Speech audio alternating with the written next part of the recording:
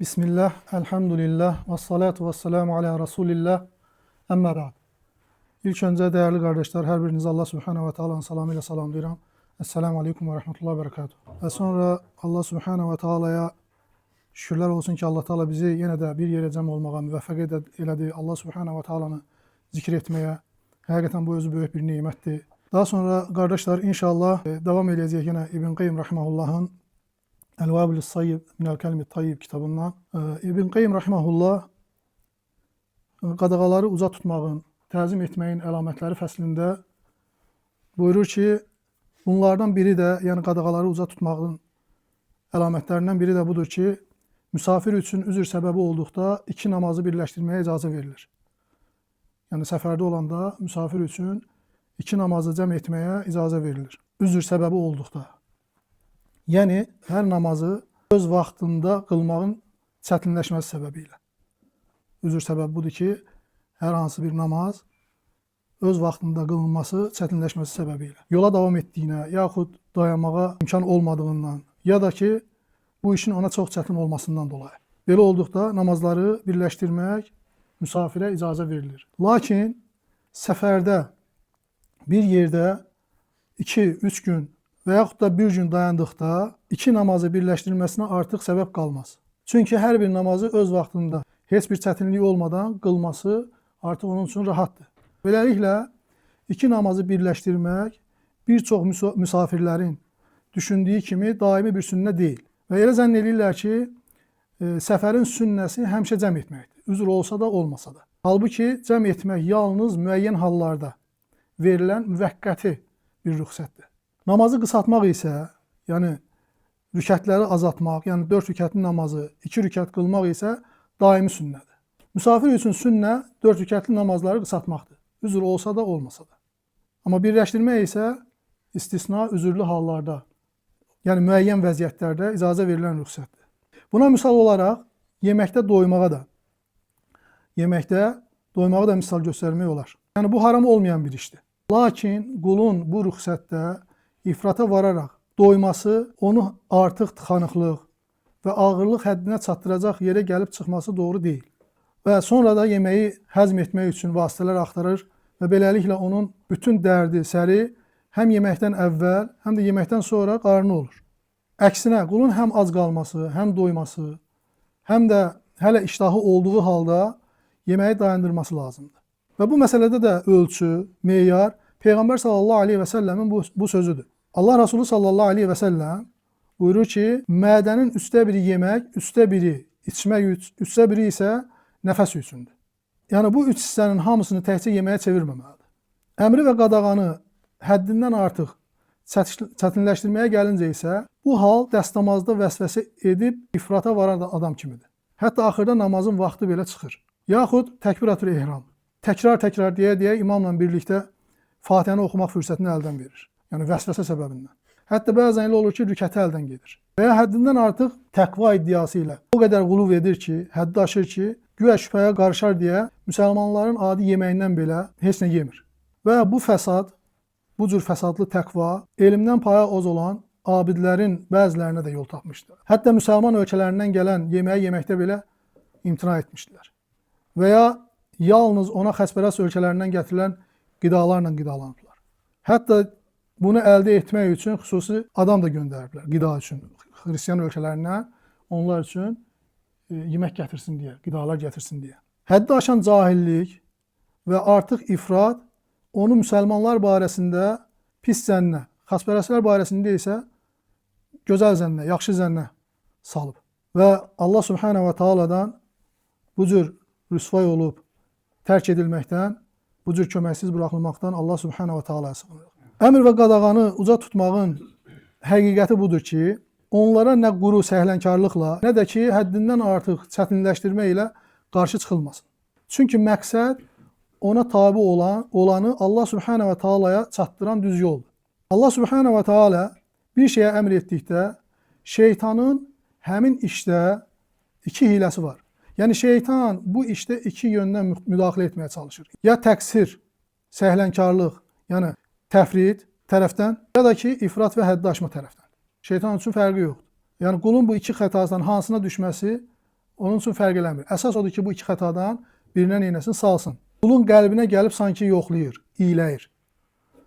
Əgər qəlbində səhlənkarlıq, süslük, boşalma və ya yüngüllük görərsə, səhlənkarlıq görərsə, bu yoldan ona hücum eləyir. Onu soyudur, yerində otuzdurur, əmələ tənbəlləşdirir və süslük vurub onu halsızlaşdırır. Və ona bəhanə qapıları, yanlış yozmalar və yaxud da ki, əsassız ümid yolları açır. Hətta qul bəzən əmr olunan şeyi tamamilə tərk edir. Əgər qəlbində həssaslıq, ciddilik görərsə, çalışqanlıq, qeyrət görərsə və bu tərəfdən onu yoldan çıxara bilməyəcəyini ümidsiz olsa, bu dəfə ona ifrat dərəcədə çox çalışmağı əmr eləyir və təlqin edir. Bu sənə yetməz. Sənin himmən bundan daha yüksəkdir. Sən başqalarından daha çox etməlisən. Bu kimi. Onlar yatanda, digərləri yatanda sən yatma. Onlar iftar edəndə sən iftar etmə. Onlar azaldanda, qısaldanda sən qısaltma. Onlar yorulanda sən yorulma. Yəni bu kimi təlqin eləyir. Onlardan biri əllərini və üzünü 3 dəfə yuarsa dəstəmazda, sən 7 dəfə yu. Onlar namaz üçün dəstəmaz alsa, sən namaz üçün qüssul al. Və bunun kimi başqa ifrat və həddi aşmalar. Bu kimi vəsvəsələrlə, bu kimi təlqinlərlə, gözəlləşdirməklə insana gəlir. Beləliklə onu ifrata doğru, yolda həddi aşmağa və sırat-ül müstəqim, doğru yoldan, doğru yolu tərk etməyə sürükləyir. Yəni birinci tərəfə səhlənkarlıqla gəlir. Onları səhlənkarlığa çəkdiyi kimi, bunun da əks istiqamətə, yəni ikinci tərəfi də əks istiqamətə, ifrata çəkir. Hər ikisini də yəni düz yoldan neyinir? Uzaqlaşdırır. Yəni şeytanın hər iki adam barəsində məqsədi doğru yoldan, sırat-ül müstəqimdən çıxartmaqdır. Yəni bu barədə onu bu yola yaxın buraxmamaqla. Digər barədə isə onu doğru yolu keçib, həddi aşmaqla, həddi aşmağa vadar etməklə azdırır. İnsanların çoxu bu iki tələyə düşür. İnsanların çoxu bu iki tələyə düşür. Bundan yalnız möhkəm elm, sabit iman, şeytanla mübarizə gücü və orta yola, ifrat və təfrit arasındakı orta yola bağlı qalmaq xilas edər. Kömək isə yalnız Allah Subhanahu və Taala'dandır. Çünki müsəlmanlar üçün vacib olan budur ki, Allahın əmrlərinə və qadağalarına böyük saysınlar, uca tutsunlar, əzəmətli görsünlər. Doğru yol budur ki, insan Allaha doğru yolunu əmrlər və qadağalar çərçivəsində davam etdirsin. Necə ki, quş iki qanadı arasında uçur. Yəni insan ifrata varmadan və təfritə düşmədən Allah Subhanahu və Taala'nın əmr və qadağalarını yerinə yetirməlidir. Allah Subhanahu və Taala'ya doğru Allahın əmrini uca tutaraq, qadağasından uzaq duraraq yol alar. Ona itaətdə ciddi cəhdlə çalışar. Nə səhlənkarlıq edib tənbəllik göstərər, nə də ifrat edib həddi aşar. Və doğru yol həmçinin budur ki, sən Allaha doğru, Allah Rasulunun sallallahu aleyhi və səlləmin getdiyi mənhəc üzərə gedəsən. Və həmçinin sahabələrinin əmr və qadağalarda tutduğu bu yolu davam etdirəsən. Heç bir artırma və əksiltmə etmədən. Çünki artırma, ifrat və həddi aşma adlanır, əksiltmə isə kobudluq, səhlənkarlıq və həmçinin təfrit adlanır. Allah Subhanahu və Taala'nın rəhm etdiyi kəslər istisna olmaqla insanlar bu iki hal ilə imtihana çəkiliblər. Və yaradılmışların çoxu ya kobudluq, təfrit və səhlənkarlıq içindədirlər, ya da ifrat və həddi aşma içində. Elə bir əməl yoxdur ki, şeytanın onda iki cür müdaxiləsi olmasın. Şeytan Adəm övladının əməlini ya tam korlamağa, ya da heç olmasa onu azaltmağa, naqis etməyə son dərəcə hərisdir. Yəni, şeytanın məqsədi budur. Ya Adəm övladının əməlini tamamilə korlamaq, ya da heç olmasa onu naqis etsin. Onun iki istiqamətdən hücumu var. Ya təqsir və səhlənkarlığa tərəf çəkmək, ya da ki, artıqlığa, ifrata çəkər. Və bu işdə o çox hərisdir. Yəni bu işdə çox çalışır şeytan. Əsas məqsədi budur. Və bu Allahın düşməni, istər insanlardan, istər cinlərdən olan şeytanlar, şeytan və onun nümayəndələri insanda iman zəifliyi və dində yüngüllük, laqeydlik gördükləri zaman onu kobudluğa və səhlənkarlığa tərəf çəkirlər. Hətta cəmaatla namaz qılmasın və ya bəzi vaxtlar namazı ümumiyyətlə tərk etsin. Və ya Ramazanda orucu pozsun. Və yaxud da valideynlərinə yaxşılıqda səhlənkarlıq etsin. Və ya qeybətə və söz gəzdirməyə, nəmmamlığa, fitnə çıxarmağa qurşansın. Və ya bunlara bənzər başqa günahları onu çəkir. Yəni şeytanın məqsədi budur. Ya da Allah Subhanahu wa Taala'nın əmrlərində ifrat edib boşalsın. Ya da ki, haramlara düşmək şəklində. Yəni onu mütləq bu yoldan birinə sürükləmək istəyir şeytan. Ya Allahın əmrlərində səhlənkarlığa, yüngüllüyə düşürür. Bu elə kobudluğun özüdür. Ya da ki, ifratçılığa, artırmağa, həddi aşmağa, ifrat etməyə. Məsələn, dəstəmazda artıqlıq etməsi, 3 dəfə yumaq ona kifayət etmir. Adamlar 3 dəfə yuduğu halda o isə 7 dəfə yuyur. Və yaxud da təkbiri, Allahu Ekber deməyi, dəfələrlə, çoxlu təkrar etməsi. Bir dəfə demək kifayət etmir. Güya təkrar desə, ta ki tam yəqin olarsan ki, təkbiri demsən. Yəni təkrar dedizdirir ki, güya ki sən hələ deməmsən, tam yəqin olasan deyə. Qüsul da bu cürdür. Hər dəfə yuyunduqca yenidən qüsul alır. Və deyir ki, hələ tam eləməmişəm, tam qüsul almamışam. Şeytanın vəsvəsəsidir. Beləcə onu sürükləyir, yəni ifrata sürükləyir. Hətta ola bilər ki, namazı bir neçə dəfə təkrar qılsın. Hətta namazı belə ola bilər ki, bir neçə dəfə təkrar qılsın. Və hər dəfə deyər ki, görəsən tam qıldım, yoxsa yox. Görəsən namazım naqis deyil ki, filan yerdə ürəyim arxayın olmadı, filan yerdə də rahat olmadım deyər. Şeytan onunla oynayar və onu ifrata aparar. Ya da onu kobudluq və səhlənkarlıq tərəfə çəkir. Artıq insan üçün heç bir şey qalmır. Necə olsa deyir ki, yəni deyir, sən tövhid əhlisən, sənə nə zərər verər ki? Artıq yəni bu fikirləri neyir? Şeytan insana təlqin edir. Nə olar ki, oğurluq eləsən, içki içsən, filan günahı işləsən, sənə nə olacaq axı? Deyə bu cür aldadar ki, sən necə də olsa müsəlmansan, tövhid əhlisən. Yəni, bu cür vəsvəsələrlə. Hətta onu haramlara, səhlənkarlığa salına qədər. Cəmaatla qılmaq mütləq deyil. Evində otur, evində qıl. Rəbbin bağışlayandır və rəhmlidir. Bu cür vəsvəsələrlə gələr.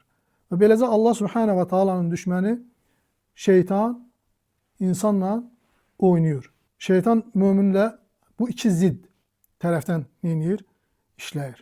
Bu iki zidd tərəfdən işləyir. İfrat və təfrit. Ya onları səhlənkarlığa tərəf çəkir, ya da ki, ifrata, artırmağa tərəf çəkir. Və sonra Şeyx İbn Baz deyir ki, yəni eşitdiyiniz kimi İbn Qeym rahimehullah bir neçə misallar çəkdi şeytanın hilələri haqqında. Bəzən dəstəmazda, bəzən qüsul məsələsində, bəzən haramlara aid, bəzən namazda, bəzən də digər məsələlərdə. Bunlardan biri də deyir, namazları qısaltmaq və səfərdə namazları cəm etmək məsələsidir. Və şeytan ona deyir ki, sən başqaları kimisən, sən də başqaları kimisən. Nə cəm et, nə də qısalt. 4 rükəti tam qıl. Bu daha ehtiyatlıdır. Sən heç vaxt nə qısaltma, nə də cəm etmə. Bu isə əmrlərin yerinə yetirilməsində ifratdır. Yaxud əksinə, onu yüngüllüyə sövq edir. Səbəb olmadan qısaldır, səbəb olmadan cəm edir. Halbuki, səfərdə namazı qısaltmaq nədir? Sünnətdir. Amma həmin adam, yəni o adamı neynir? Səbəb olmadan, həqiqi səfər olmadan qısaltmağa sürükləyir. Və ya səfərdə olmayıb, müqim olan ikən namazları cəm edir. Halbuki, bir yerdə düşərgə salmış müsafir üçün namazları cəm etmək daha fəzilətlidir. Çünki Peyğəmbər sallallahu aleyhi və səlləm vida həccində Minada qaldığı vaxt hər namazı öz vaxtında qılırdı. Çünki cəm etmək müvəqqəti bir rüxsətdir. Bir yerdə dayanan üçün isə onu tərk etmək daha əfsəldir. Yəni cəm etməyi tərk etmək daha əfsəldir. Belə ki, namaz öz vaxtında qılar. Amma əgər dayandığı halda da cəm etsə, əgər eləyibsə və yaxud da edərsə, namazı səhihdir. Necə ki, Peyğəmbər sallallahu aleyhi və səlləm Tabukda dayandığı halda cəm etmişdi və o çadırından çıxır, zöhr və əsr namazlarını birləşdirilmiş halda qılırdı, sonra da geri dönürdü. Sonra məğrib və ya işə namazı üçün vaxtında yenə çıxardı, çadırından çıxardı, məğrib və işə namazlarında cəm qılardı. Xüsusən də buna ehtiyac olduqda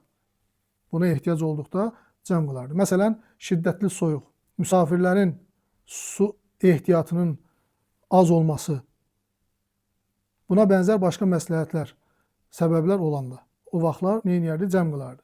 Yəni su ehtiyatı az olardı dəstəmaz almaq üçün və yaxud da şiddətli soyuq olardısa, səfərdə olduğu halda namazları birləşdirərdi. Lakin bir yerdə dayanan misafirlər üçün daha fəzilətli olan isə nədir?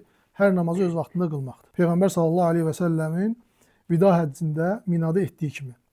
Bəzi adamlar isə şeytanın və ya cahillərin dili ilə ona deyirlər ki, səfərdə qısaltma, tam qıl. Bunlar hamısı nədir? Yanlışdır. Səfərdə olan kəs üçün sünnə olan namazları qısaltmaqdır. Yəni sünnəyə qarşı insan səfərdə olanda kobudluq etməməlidir, səhlənkarlıq etməməlidir, namazları tam qılmamalıdır. Səfərdə olduğu halda şəriətin səfərdə namazı necə qılmasını yerinə yetirməlidir. Əgər tam qılsa, bu sünnəyə qarşı bir növ kobudluq sayılır. Əksinə sünnə nədir? Səfərdə olan üçün namazları qısaltmaqdır. Eyni ilə doymaq məsələsi də belədir. İnsanın doyması icazəlidir, caizdir. Onun yeməkdən doyması, susuzluğunu yatırması icazəlidir. Amma özünə zərər verəcək həddindən artıq toxluq və xəstəliklərə səbəb olacaq qədər artıqlığa yol verməməlidir. Yəni şeyx deyir ki, bəzən insan doysun, bəzən azalsın, bəzən də az qalsın. Hətta toxluğun zərərlərindən salamat qalsın deyə. Doymaqda bir irad yoxdur. Çünki Peyğəmbər sallallahu aleyhi və səlləm bəzi vaxtlar yemiş və doymuşdur deyir. Bir hədisdə gəlir ki, Allah Resulü sallallahu aleyhi və səlləm Abu Hureyre radiyallahu anh deyir ki, süddən içkinə iç və nəhayət Abu Hureyre radiyallahu anh deyir ki, səni haqq ilə göndərənə and olsun ki, artıq daha yer tapmıram. Deməli, bəzən insanın yeməkdən doyması ola bilər, icazəlidir. Amma adətən az yeməsi və mədəsini doldurmaması, həddindən artıq doymaqdan qorunması daha fəzilətlidir. Çünki Peyğəmbər sallallahu aleyhi və səlləm buyurur ki, Adəm oğlunun qarnından daha şərli doldurduğu bir qab yoxdur. Və başqa bir hədisdə Allah Resulü sallallahu aleyhi və səlləm buyurur ki, Adəm oğlunu belini dik saxlayacaq bir neçə loxma kifayətdir. Əgər mütləq daha çox yeməli olsa, onda mədənin üstə biri yemək, üstə biri içmək, üstə biri isə nəfəs üçündür. Yəni bu üç hissənin hamısını yeməyə ayırmasın. Sonra nəfəs almaqda və yaxud da su içməkdə əziyyət çəkməsin. Buna görə də biraz yüngülləşdirməlidir, yeməyini azaltmalıdır, az yeməyə vərdiş etməlidir. Ki, artıq yeməkdən meydana gələn xəstəliklər və dərdlərlə dolub daşmasın. Məqsəd də budur ki, insan özündə qorxulan təhlükəli halları nəzərə alsın. Belə ki, mübah olan şeylərdə, yemək və içməkdə israf edib özünə zərər verməsin. Amma eyni zamanda özünü o qədər də saxlamamalıdır. Yəni az saxlamamalıdır. Bəzi abidlərin etdiyi kimi. Azlıqdan taqətdən düşür. Özünə o qədər qadağalar qoyur ki, zəifləyir. Sonra da azlıq və ehtiyac səbəbi ilə ibadətlərdə tənbəlləşir. Yəni bu cür etməməlidir. Bunların arasında orta yolda olmalıdır. Bəzən yeyib içib doyur, bəzən də azalsın, yüngülləşdirsin. Və hər zaman ona fayda verən, zərər verməyən yolu nəzərə alsın. Mömin də məhz bu cür olmalıdır. Doğru yol, yəni sırat-ı müstəqim üzərində. İfratla təfritin arasındakı orta, düz yolda olmalıdır. Nə soyuqluğa, təfritə və səhlənkarlığa düşsün, nə də ifrat və həddi aşmağa, tırmağa. Əksinə hər işində Peyğəmbər sallallahu aleyhi və səlləmin sünnəsini axtarıb, ona uyğun yaşamağa çalışsın. Və Allah subhanahu wa ta'aladan diləyirəm ki, Allah Taala bizləri eşitib faydalananlardan eləsin və eşitdiyinə gözəl şəkildə tabi olan qullarına eləsin, haqqı haqq kimi görməyə müvəffəq eləsin, haqqı haqq kimi görüb ona tabi olmağa müvəffəq eləsin və batili də batil kimi görüb ondan çəkinməyə müvəffəq eləsin. Və Allah subhanahu wa ta'aladan hər birimiz üçün müvəffəqiyyət diləyirəm. Subhanakallahumma bihamdik və əşhədu en la ilahe illa ent və estəğfiruke və etûbü ileyk.